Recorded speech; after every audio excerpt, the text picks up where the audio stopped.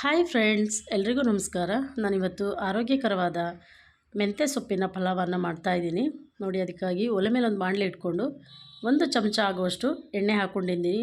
ಎಣ್ಣೆ ಬಿಸಿ ಆದಮೇಲೆ ಒಂದು ಅರ್ಧ ಚಮಚ ಸೋಂಪು ಕಾಳು, ಹಾಗೆ ಒಂದು ಸ್ಟಾರ್ ಹೂವು, ಒಂದು ಪಲಾವ್ ಎಲೆ, ಒಂದು ಅರ್ಧ ಚಕ್ಕೆ, ಹಾಗೆ 1-2 ಲವಂಗ, 2 ಏಲಕ್ಕಿ ಮತ್ತು 2 ಹಸಿಮೆಣಸಿನ್ಕಾಯಿ, 1 ಗೆಡ್ಡೆ ಬೆಳ್ಳುಳ್ಳಿ, ಹಾಗೆ 2 ಇಂಚು ಶುಂಠಿನೂ ಸಹ ಕಟ್ ಮಾಡ್ಕೊಂಡು ಹಾಕ್ಕೊಂಡು ಇವನ್ನ 1-2 ನಿಮಿಷ ಹಾಗೆ ಹುರ್ಕೊಳ್ತೀನಿ. ಇವೆಲ್ಲ ಹುರಿದಾದ್ಮೇಲೆ ನಾನು ಇದಕ್ಕೆ ಸ್ವಲ್ಪ ಕೊತ್ತಂಬರಿ ಸೊಪ್ಪು, ಹಾಗೆ ಸ್ವಲ್ಪ ಪುದೀನೂ ಸಹ ಹಾಕ್ಕೊಳ್ತೀನಿ. ಅದು ಸಹ ಎಲ್ಲ ನೀಟಾಗಿ 1-2 ನಿಮಿಷ ಹಾಗೆ ಹುರ್ಕೊಳ್ತೀನಿ. ಈ ಥರ ಮಸಾಲೆನ ಹುರಿದು ಮಾಡ್ಬೋದು, ಇಲ್ಲ ಡೈರೆಕ್ಟಾಗಿ ಹಾಗೆ ಹಾಕಿ ರುಬ್ಬಿ ನಂತರ ಮಸಾಲೆನ ಎಣ್ಣೆಯಲ್ಲಿ ಒಂದು 5 ನಿಮಿಷ ಹುರ್ಕೋಬೋದು.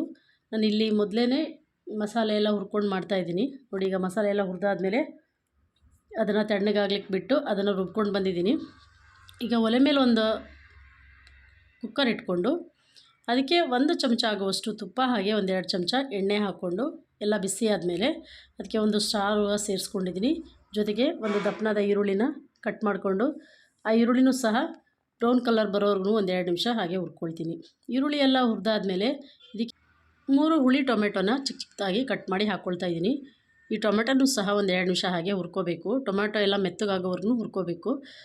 ನಿಂಬೆಹಣ್ಣನ್ನು ಬಳಸ್ತೀವಿ ಅಂದರೆ ಟೊಮೆಟೊ ಸ್ವಲ್ಪ ಕಡಿಮೆ ಮಾಡ್ಕೋಬೋದು. ನಿಂಬೆಹಣ್ಣು ಇರಲಿಲ್ಲ, ಹಾಗಾಗಿ ನಾನು ಟೊಮೆಟೊ ಸ್ವಲ್ಪ ಜಾಸ್ತಿ ಹಾಕ್ಕೊಂಡಿದ್ದೀನಿ ನೋಡಿ. ಈಗ ಈ ಥರ ಟೊಮೆಟೊ ಎಲ್ಲ ಮೆತ್ತಗಾಗೋವರೆಗೂ ಹುರಿದ್ಮೇಲೆ ಇದಕ್ಕೆ ನಾನು 1 ಕಟ್ಟು ಆಗುವಷ್ಟು ಮೆಂತ್ಯ ಸೊಪ್ಪನ್ನು ಎಲ್ಲ ನೀಟಾಗಿ ತೊಳೆದು ಈ ಥರ ಚಿಕ್ಕದಾಗಿ ಕಟ್ ಮಾಡಿ ಇಟ್ಕೊಂಡಿದ್ದೆ, ಅದನ್ನು ಸಹ ಹಾಕ್ಕೊಂಡು ಇದರ ಹಸಿ ವಾಸನೆ ಹೋಗೋವರೆಗೂ 1-2 ನಿಮಿಷ ಹಾಗೆ ಎಲ್ಲ ನೀಟಾಗಿ ಹುರ್ಕೋಬೇಕು ನೋಡಿ. ಇದು ಮೆಂತ್ಯ ಸೊಪ್ಪೆಲ್ಲ ಹುರಿದಾಗಿದೆ. ಇವಾಗ ನಾನು ಇದಕ್ಕೆ 1 ಇಡಿ ಆಗುವಷ್ಟು ಹಸಿ ಬಟಾಣಿನ ಸುಲ್ಕೊಂಡು ಹಾಕ್ಕೊಂಡಿದ್ದೀನಿ. ಈ ಬಟಾಣಿನೂ ಸಹ 1-2 ನಿಮಿಷ ಹಾಗೆ ಎಣ್ಣೆಲೆಲ್ಲ ಮಿಕ್ಸ್ ಮಾಡ್ಕೋಬೇಕು. ಈ ಥರ ಎಲ್ಲ ಮಿಕ್ಸ್ ಮಾಡಿ ಆದಮೇಲೆ ನಾನು ಮೊದಲೇ ಏನು ಮಸಾಲೆ ಎಲ್ಲ ರುಬ್ಬಿಟ್ಕೊಂಡಿದ್ದೆ, ಆ ರುಬ್ಬಿಟ್ಕೊಂಡಂಥ ಮಸಾಲೆಯನ್ನು ಇದಕ್ಕೆ ಸೇರಿಸ್ತಾ ಇದ್ದೀನಿ.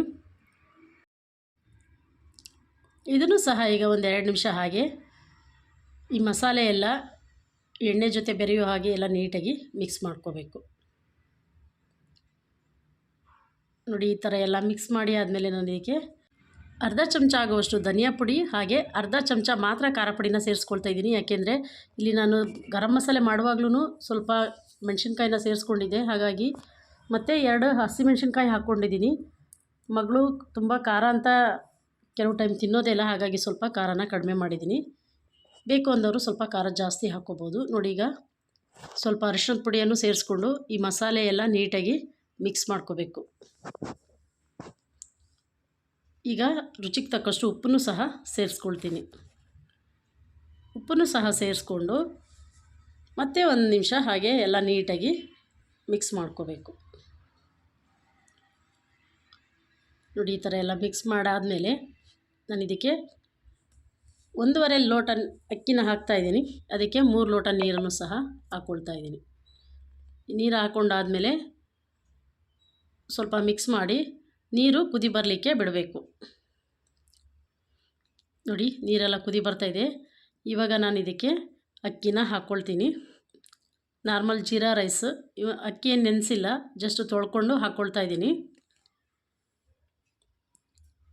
ಈ ಅಕ್ಕಿನೂ ಹಾಕ್ಕೊಂಡು ಮತ್ತೆ ಎಲ್ಲ ನೀಟಾಗಿ ಮಿಕ್ಸ್ ಮಾಡ್ಕೋಬೇಕು. ಅಕ್ಕಿ ಎಲ್ಲ ಮಸಾಲೆಯಲ್ಲಿ ಬೆರೆಯೋ ಹಾಗೆ ಎಲ್ಲ ನೀಟಾಗಿ ಮಿಕ್ಸ್ ಮಾಡಿಕೊಂಡು ಈ ಥರ ಕುದಿ ಬರೋ ಟೈಮಲ್ಲಿ ಕುಕ್ಕರ್ ಮುಚ್ಚಳ ಮುಚ್ಚಿ 2 ವಿಷಲ್ ಬರಲಿಕ್ಕೆ ಬಿಡಬೇಕು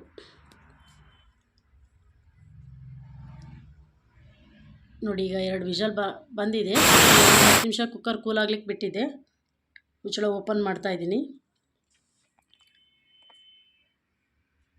ನೋಡಿ. ಎಲ್ಲ ನೀಟಾಗಿ ಬೆಂದಿದೆ. ಈಗ ಇದನ್ನು ಒಂದು ಸರಿ ನೀಟಾಗೆಲ್ಲ ಮಿಕ್ಸ್ ಕೊಟ್ಕೋಬೇಕು.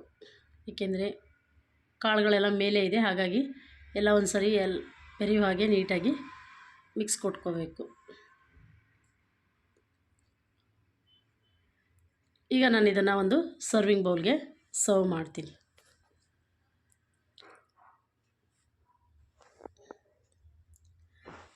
ಈ ರೆಸಿಪಿ ಎಲ್ರಿಗೂ ಇಷ್ಟ ಆಗಿದೆ ಅಂತ ಭಾವಿಸ್ತೀನಿ. ಇಷ್ಟ ಆಗಿದ್ರೆ ಪ್ಲೀಸ್ ರೆಸಿಪಿಗೆ ಒಂದು ಲೈಕ್ ಕೊಡಿ. ಹಾಗೆ ಯಾರೆಲ್ಲ ಸಬ್ಸ್ಕ್ರೈಬ್ ಮಾಡ್ದಲ್ಲೇ ನೋಡ್ತಾ ಇದ್ದೀರಾ ಪ್ಲೀಸ್ ನನ್ನ ಚಾನಲ್ನ ಸಬ್ಸ್ಕ್ರೈಬ್ ಮಾಡ್ಕೊಳ್ಳಿ.